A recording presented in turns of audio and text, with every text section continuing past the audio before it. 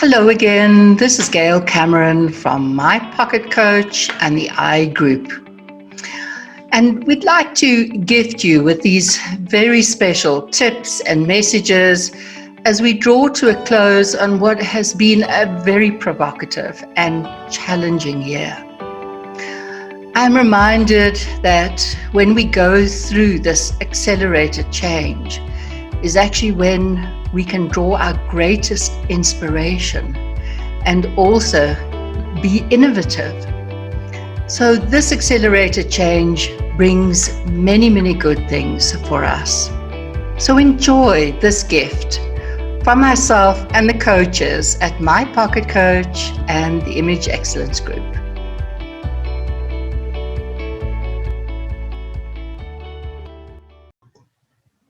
Hi there. I'd like to talk about leadership in times of crisis, or also how to lead our businesses and our teams out of a time of crisis. So the first thing that we need to understand that what determines an outcome is not the event, but our response to it. We often are so overwhelmed by the event that we don't understand that we can respond to it, not react, respond to it, and it is the response that determines the outcome. Beautiful conversation I like to have with leaders and businesses. But today I want to talk about just some strategies for steady leadership in shaky times or in crisis times. The first one is that of vision. We've got to have vision. And here I'm talking about the ability to see through the chaos. And it's also the ability to refuse to let external events pull us off course or cause us to neglect our or abandon our mission. It's about creating clarity of your true north in your business. The second one is that of understanding. This one is about thinking beyond what we know now. We must understand our business capabilities and strategies to take advantage of rapidly changing circumstances. And the way to do that is to play to your strengths and to try and minimize your weaknesses. Also, to tap into every available resource by engaging directly, I must add, with our clients, with our employees, and in this way we can ensure that we are attuned to the changes that is taking place in the marketplace. The third strategy is that of courage. And this is simply about taking the leap even if you are scared. Now more than ever, I believe leaders need the courage to step up to the challenges that we face. And now more than ever is the time to make very bold decisions, to embrace the risk, and to often go against the grain of what you see around here. What we don't need is all those traditional management techniques. What we don't need is avoiding criticism and risk-taking. In fact, I believe that the greatest risk lies in not having the courage to make bold moves. And then the last strategy is that of adaptability. This is about bending and not breaking. This is the time for us to be flexible. This is the time for us to adapt to the changing environment. In fact, one that is rapidly changing. Now is the time, guys. We often find as we work with businesses, long-range plans are often obsolete by the time they are approved. Instead, what we need is quite a few flexible tactics that allows us to rapidly change and adapt to the changing external circumstances. Without, I must emphasize, without altering your strategic course. And so a question I'd like for you to ask before I end, what needs to be in place to make your business resilient in the future, yet would still allow you to keep your strategic course. I wish you a successful 2021, and I also pray that you would take the time to relax, to reset, to reboot yourself first, and then also then your business. God bless you and keep well. Hello everyone, and welcome to Keeping Calm at Christmas with myself, Kay Leslie.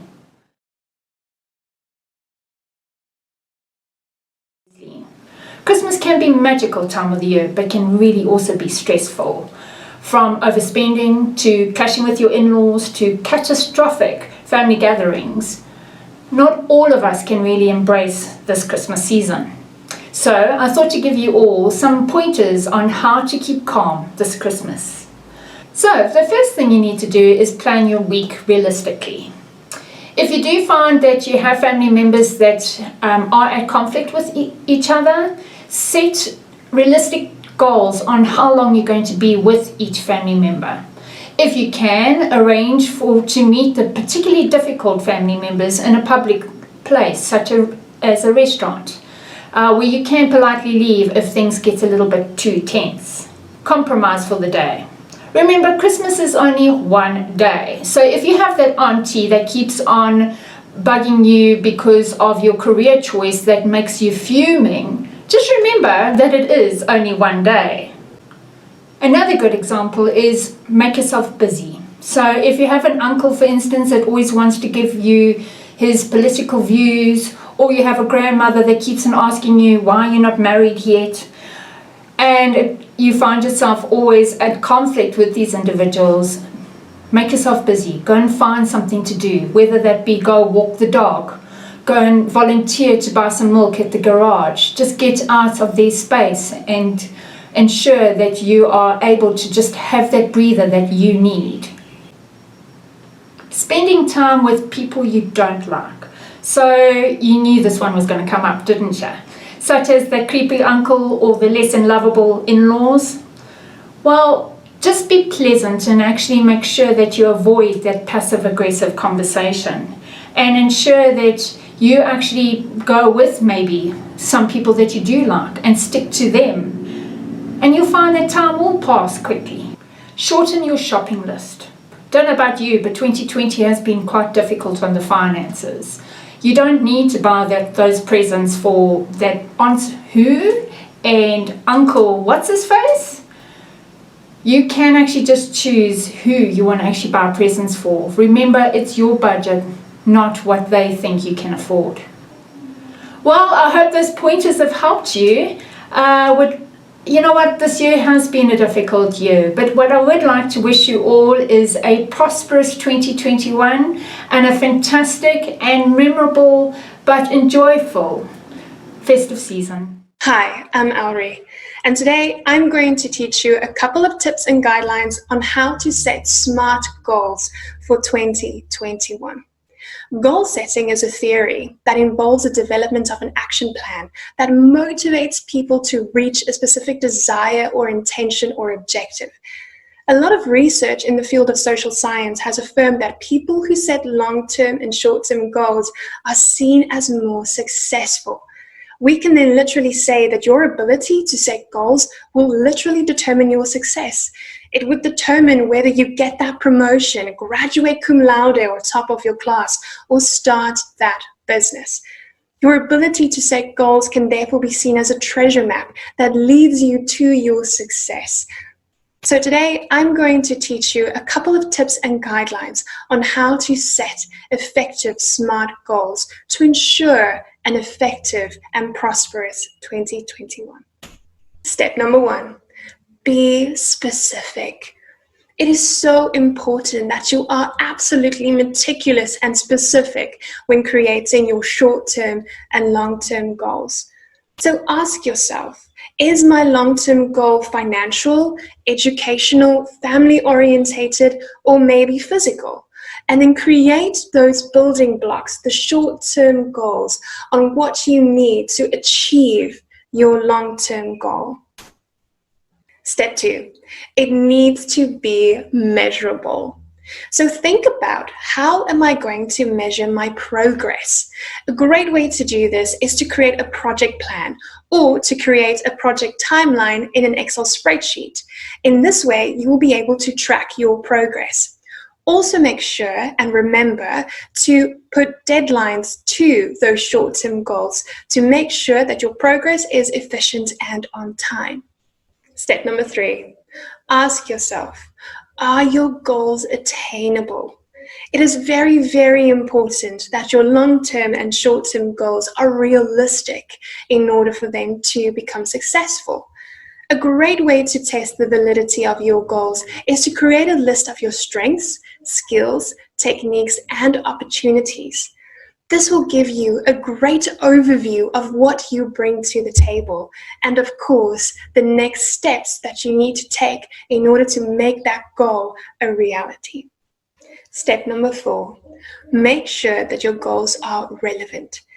Authenticity is key, so always make sure that your moral values are in line with your overall objective and dream.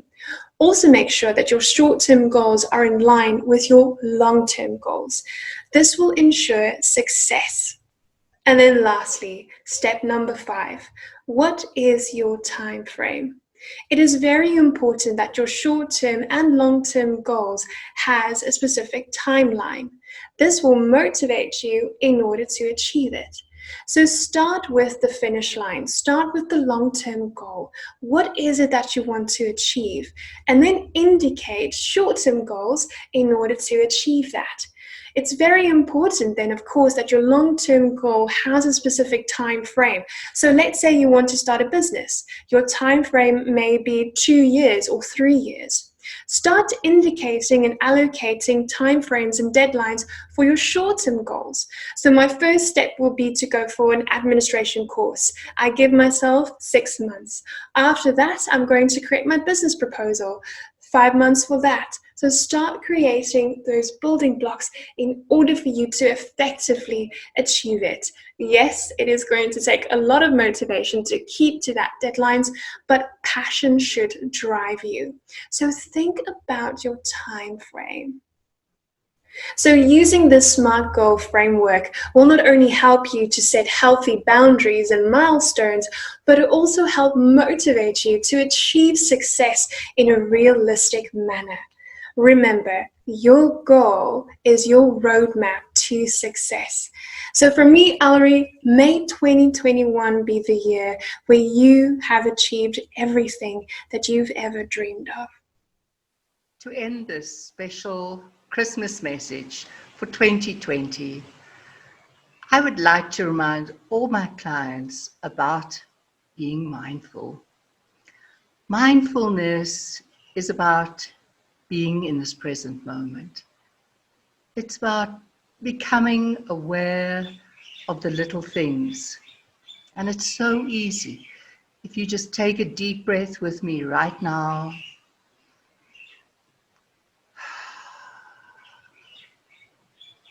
This moment matters. This is the time to be mindful, to notice the small things when you're with your family. It's not about thinking about the year that you've had or planning the future. We only live our lives in this present moment. So slow down, get out of your worry, and be here now. This moment can be magical if you do. Special blessings to you and your family this festive season, and above all, be safe. Hello again, this is Gail Cameron from My Pocket Coach. And to finish off a very challenging year, which is what 2020 has been, I'd like to do a meditation, especially for those who are involved in leadership. So it is said that anyone can hold the helm when the sea is calm, but it takes a strong person to hold it in a storm. And this is exactly what many leaders have experienced this year, dealing with all the challenges that COVID has presented.